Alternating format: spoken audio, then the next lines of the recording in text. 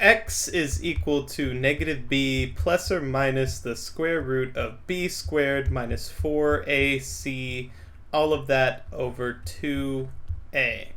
This is the quadratic formula, and it is the worst formula in all of mathematics, and today I'm going to tell you exactly why that is the case. When you're given a quadratic, there are a few different possibilities. First, there's the possibility that it doesn't intersect the x-axis at all. It doesn't intersect the x-axis. Next is the possibility that it does intersect, right? And if it intersects, that means that it has roots. Roots meaning values of x that you would plug into the quadratic equation that would give 0 once all of those values are plugged in. There's two possibilities for when it does intersect. There's the possibility that it intersects once, and then there's the possibility that it intersects twice, And under these two possibilities, there are two additional possibilities. There's the possibility of whole number solutions. We have that for both of them. Whole number solutions. And then there's the possibility of not whole numbers. And we have different strategies for dealing with quadratic equations. You might be given something like x squared plus 4x plus 4, and this is equal to 0, and we're trying to solve for what values of x would make this true. This you might recognize easily as a perfect square polynomial. X plus 2 squared is equal to 0, and it's very easy to see once it's in this format that the solution here is x is equal to negative 2. This would be the possibility of the quadratic equation intersecting the x-axis once and it being whole numbers. And if you don't know how I made this leap from x squared plus 4x plus 4 is equal to 0 to x plus 2 squared is equal to 0, basically if you have x plus any value, we'll just say a squared, this is equal to x plus a times x plus a. And if you multiply this out, this is going to be x squared plus x times a plus a times x, which is just 2ax, and then plus a squared. And so I look at this equation and I see that this is x squared plus 2 times 2 plus 2 squared, and I recognize it instantly as a perfect square polynomial. If I had the equation x squared plus 6x plus 9 is equal to 0, I would recognize that 6 is 3 times 2 and 9 is 3 squared. So I would see this as x plus 3 squared. And I would know that the solution here is x equals negative 3. Then we have the possibility of the quadratic equation intersecting the x-axis twice with whole numbers. And we can see pretty clearly that if we had two different whole number factors, x plus a and x plus b, if we were to multiply this out, we would get x squared plus, we would get ax and then bx. So this is the same as a plus b times x, and then we would get plus a times b. And so if you can find two numbers in a quadratic equation where the middle coefficient is the sum of those two numbers and the constant at the end is the product of those two numbers, then you can easily factor out a quadratic equation from this format into this format. And so let's do that. If we had x squared plus 17x plus 70, this you could see that 7 and 10 add together to give this middle coefficient here, and they multiply together to give this end coefficient here. So we can break this into x plus 7 times x plus 10, and we can very simply see that x, if this is set equal to 0, x would reduce down to negative 7, and negative 10. And if you don't believe me, multiply this out or plug these numbers in, you will find that it evaluates to 0. And whilst this is wonderful progress, we have found ways to deal with 2 different of these possibilities. There are 5 possibilities left over. Yes, we are able to find solutions for whole number quadratic equations which intersect the x-axis once, and we can do the same with whole number quadratic equations that intersect the x-axis twice. But what do we do in these other 3 possibilities? How do we deal with these situations? We had the possibility of 2 intersections with not whole numbers or irrational numbers, 1 intersection with the same condition, or the possibility that the quadratic equation does not intersect the x-axis at all. What do we do in these situations? Well, let's try it. Let's say that we have the equation x squared plus 5x minus 5. I can't think of 2 different numbers that multiply together to give negative 5 and add together to give positive 5, but let's see if we can find some out using a system of equations. So we could say that a plus b is equal to 5, and a times b is equal to negative 5. Right? And if we can figure out what a and b are, then we can very easily factor this out. Here, I could see that a would wind up being equal to 5 minus b, and if I plug that into this equation here, I would get 5 minus b times b is equal to negative 5.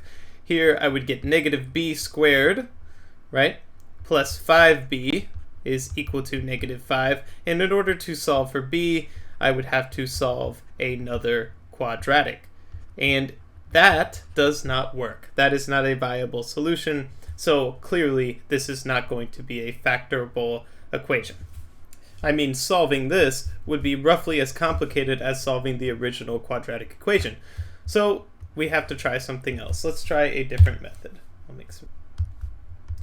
And let's come in, and I see that x squared plus 5x minus 5 is equal to 0. Well, what if this was a perfect square polynomial? Well, let's look at the middle term here. We have 5, positive 5.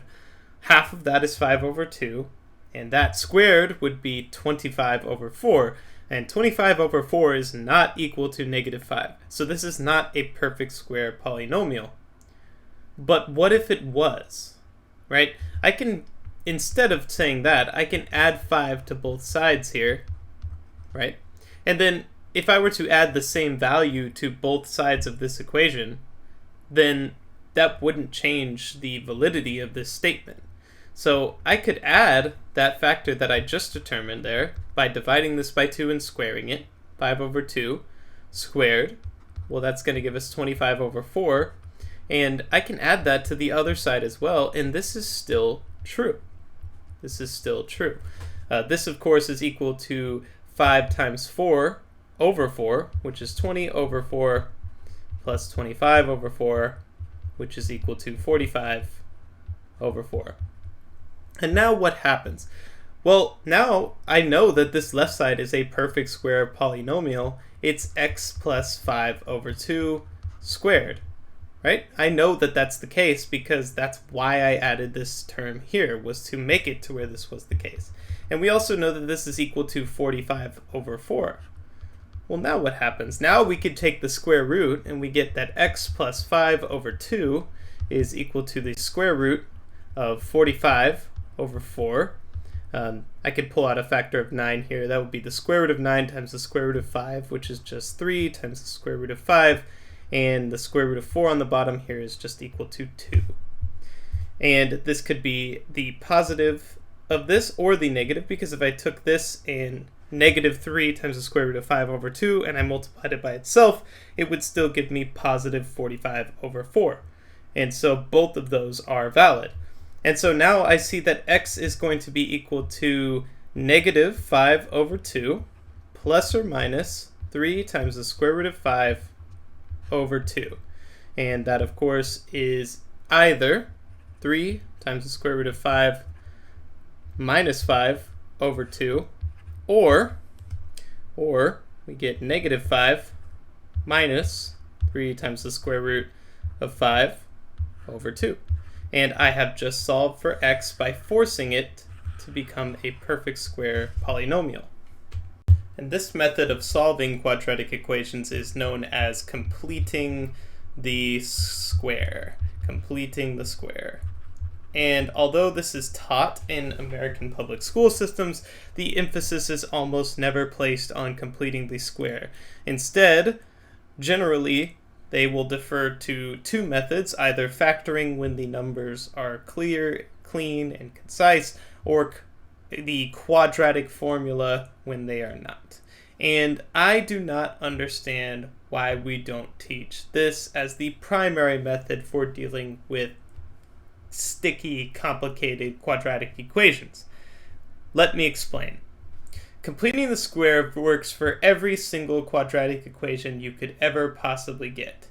And it's a lot easier to understand in lieu of this monstrosity of a formula which students are expected to memorize.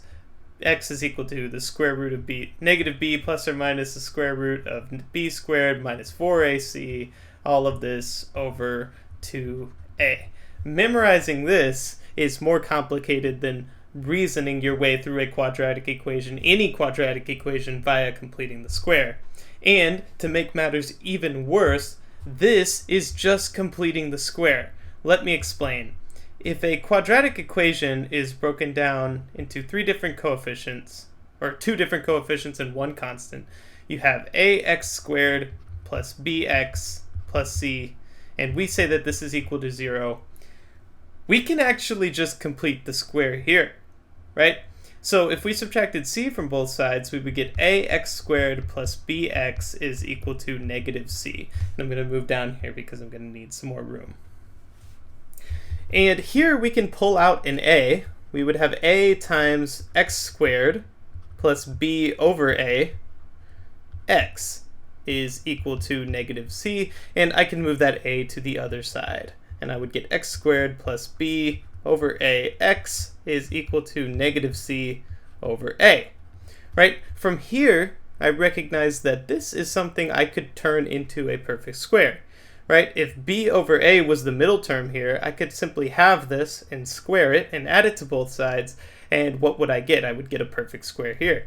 So let's do that. X squared plus b over ax, and then what's b over a divided by 2? It's just b over 2a. Squaring that, you would get b squared over 4a squared, and you'd have to add that to both sides. You would get b squared over 4a squared, and we would have minus c over a, but I want this in terms with a common denominator here, so I'm going to multiply the top and the bottom of this by 4a and get minus 4ac over 4a squared. Can we see some similarities here? Right, and if we continue with this on the left side is just x plus b over 2a squared. That's all that is. And then here this would reduce a little bit, and we would get b squared minus 4ac over 4a squared. And now moving forward with this, if we took the square root of both sides, we would get x plus b over 2a, and that would equal the square root of this.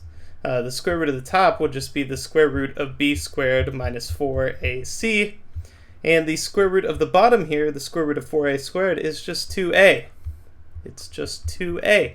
And so if we finally solve for x here, what do we get? We get that x is equal to negative b plus or minus the square root of b squared minus 4ac over 2a. The quadratic formula is simply just completing the square with some arbitrary values for the coefficients and the constant in a quadratic equation.